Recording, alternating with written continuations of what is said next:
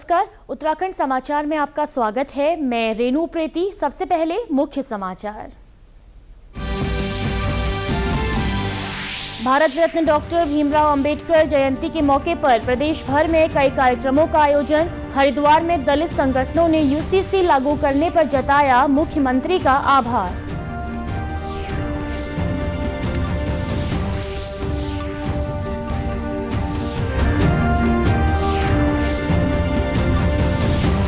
प्रदेश में उत्तराखंड अग्निशमन एवं आपातकाल सेवा मना रहा अग्निशमन सेवा सप्ताह।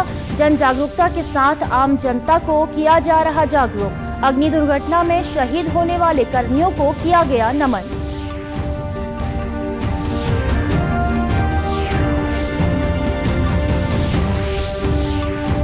और 2 मई को खुलेंगे भगवान शिव के पवित्र धाम श्री तुंगनाथ धाम के कपाट। 21 मई को खुलेंगे द्वितीय केदार भगवान मद्महेश्वर धाम के कपाट। 30 अप्रैल अक्षय तृतीया के मौके पर यमुनोत्री और गंगोत्री धाम के कपाट खोलने के साथ ही 4 धाम यात्रा की होगी शुरुआत। अब समाचार विस्तार से। अंबेडकर जयंती के मौके पर हरिद्वार के भेल स्थित केंद्रीय विद्यालय में आयोजित आभार कार्यक्रम में मुख्यमंत्री का आभार जताया गया।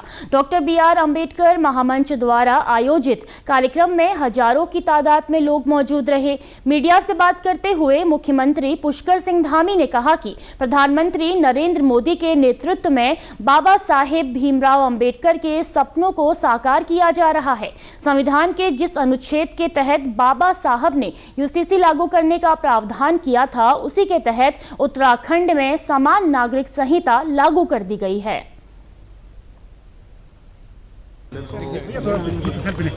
भारत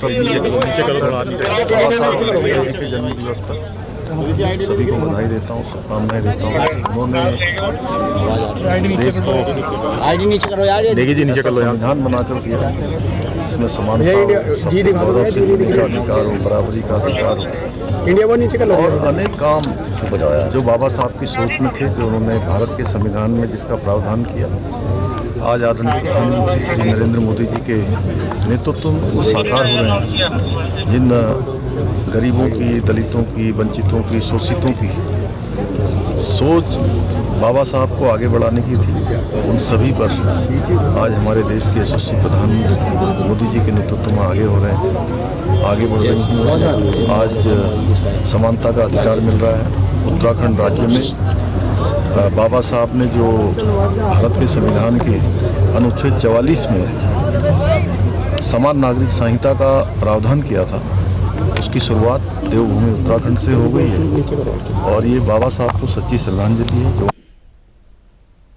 बाबा साहब डॉक्टर भीमराव अंबेडकर की जयंती के अवसर पर कांग्रेस मुख्यालय देहरादून में प्रदेश कांग्रेस अनुसूचित जाति विभाग के तत्वाधान में श्रद्धांजलि सभा एवं गोष्ठी का आयोजन किया गया था।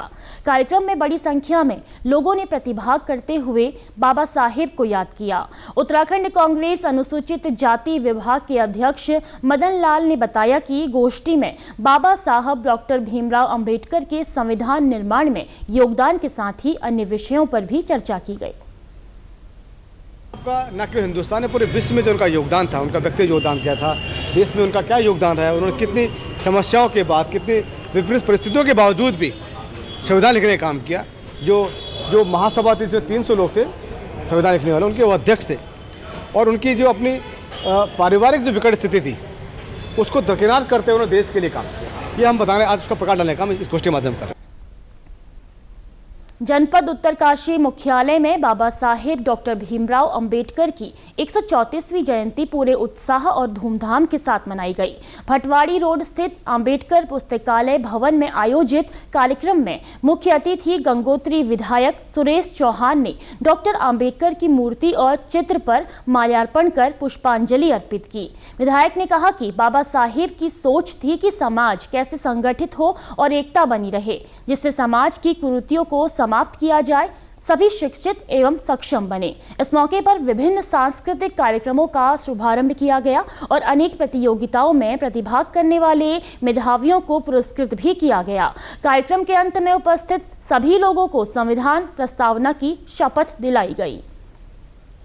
में बाबा साहेब की जयंती पर सबको बहुत बहुत उत्तरकाशी जनपद वासियों को, गंगोत्री वासियों को बहुत बहुत बधाई, शुभकामनाएं देता हूं कि आज बाबा साहब की जयंती पूरे देश में हर्षोल्लास के साथ मनाई जा रही है। और जिस तरह से बाबा साहब की जो सोच थी कि जो हमारे ऐसे प्रधानमंत्री माननीय नरेंद्र जी की सोच है, उसको बाबा साहब की सोच को आगे बढ़ाने के लिए कि किस तरह से समाज के अंदर जो तमाम प्रकार की कुरीतियाँ हैं, जो हमारी जो सरकार की सोच है कि समरसता की जो भावना, हमारी पार्टी का भी एक एजेंडा है कि कैसे इससे दूर हो, कैसे शिक्षित बनो, संगठित रहो, संघर्ष करो। और इसके लिए आज बड़े हर्षोल्लास के साथ हिमालय अंबेडकर सेवा समिति के द्वारा यहाँ पर जो ये कार्यक्रम जो है आयोजित किया गया है, मैं पूरी समिति को बहुत बहुत बधाई, शुभकामनाएं देता हूँ। वहीं हिमालय अंबेडकर सेवा समिति के अध्यक्ष एडवोकेट त्रिभुवन सिंह ने समाज में असमानता को दूर करने और गरीबों की सहायता के लिए सभी जागरूक नागरिकों से डॉक्टर अंबेडकर के आदर्शों पर चलने का आह्वान किया। विद्यालयों के सहयोग से ही मनाई जाती है। सुबह आपने देखा होगा करीबन 700-800 बच्चों ने जो है वो रैली निकली है और वो फर्स्ट फेज़ था, दूसरा फेज़ यह है। मैं आभार प्रकट करता हूँ, हमारे यहाँ विधायक जी आए हैं, नगर पालिका के अध्यक्ष जी आए हैं, माननीय प्रमुख जी आए हैं, शिक्षा विभाग से आई हुई मैडम, इन सब लोगों का बहुत आभार प्रकट करते हैं। उत्तराखंड अग्निशमन एवं आपातकाल सेवा पौड़ी द्वारा आज से अग्निशमन सेवा सप्ताह की शुरुआत की गई है। कार्यक्रम का शुभारंभ पौड़ी पुलिस लाइन में किया गया, जिसमें विभागीय अधिकारियों, कर्मचारियों एवं आमजन ने भाग लिया है। अग्निशमन विभाग की तरफ से जन जागरूकता के माध्यम से लोगों को आग लगने की घटनाओं के प्रति सजग बनाना और आपात स्थिति में उचित कदम उठाने की जानकारी देना है।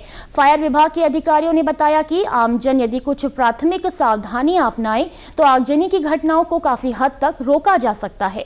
कार्यक्रम में अग्नि घटनाओं में अपने प्राणों की आहुति देने वाले फायर टीम के शहीद जवानों को श्रद्धांजलि अर्पित की गई। अग्निशमन सप्ताह में जागरूकता कार्यक्रम की शुरुआत करते हुए अपर पुलिस अधीक्षक संचार अनूप काला ने कहा कि ये वार्षिक कार्यक्रम है। आग को लेकर एक भय का वातावरण बना रहता है। अग्निशमन सप्ताह में शिक्षण संस्थाओं, अस्पताल और विभिन्न संस्थानों में जहां जागरूकता आवश्यक है, वहां ये कार्यक्रम चलाया जाएगा। हर वर्ष हमारा 14 अप्रैल से और 20 अप्रैल तक अग्निशमन सुरक्षा सप्ताह मनाया जाता है और आज इसकी शुरुआत हुई है, आज 14 अप्रैल को। तो इसके दृष्टिगत अब हमने एक यहाँ से हरी झंडे दिखाकर गाड़ियाँ भी रवाना की हैं जो लगातार क्षेत्र में अवेयरनेस फैलाएंगी। इसके बाद कल से लगातार हमारे स्कूलों में, आपके हॉस्पिटल्स में, पुलिस लाइंस में और जहाँ जहाँ अग्नि सुरक्षा की दृष्टिगत अवेयरनेस प्रोग्राम हो सकता है वो प्रोग्राम कराए जाएंगे और 20 तारीख तक लगातार चलता रहेगा। क्योंकि ये फायर वीक है और ये फायर का डर हर जगह बना रहता है। हमारे घरों से लेकर अब जंगलों की फायर होती हैं, तमाम तरह की फायरें होती हैं, तो उसमें अगर हमें अवेयरनेस है कि कैसे उसको कंट्रोल करना है, कैसे उसको प्रिवेंट करना है, रोकना है, क्या उसमें रोकथाम हो सकती है, तो इन्हीं सब के बारे में अवेयरनेस है। जितनी ज़्यादा जनता के बीच, हम लोगों के बीच अवेयरनेस होगी तो उसको हम फायर को कंट्रोल कर पाएंगे। सबसे ज्यादा ऊंचाई पर स्थित भगवान शिव के पवित्र धाम श्री तुंगनाथ धाम के कपाट शुक्रवार 2 मई को मिथुन लग्न में पूर्वाह्न 10:15 बजे खोले जाएंगे।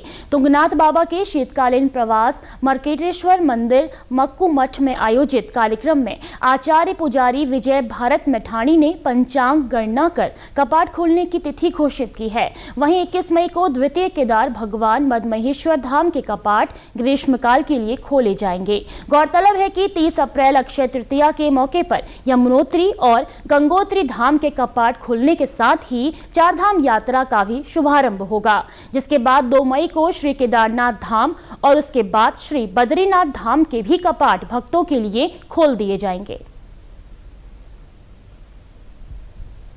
प्रातःकाल रुद्रा मेन गर्भगृह से अपना सभा मंडप में विराजमान हुई।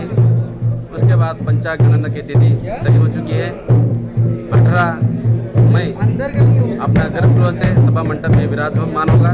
19 तारीख को यहाँ से प्रस्थान होगी। यहाँ से राकेश्वरी मंदिर राशि में विराजमान होगा और वहाँ से 20 तारीख को अपना गोंडार गांव में विराजमान होगा और 21 तारीख प्रातःकाल वहाँ से प्रस्थान होकर शुभ मुहूर्त पर केदारनाथ धाम की कपाट द्वार खुल जाएंगे सभी श्रद्धालुओं के लिए।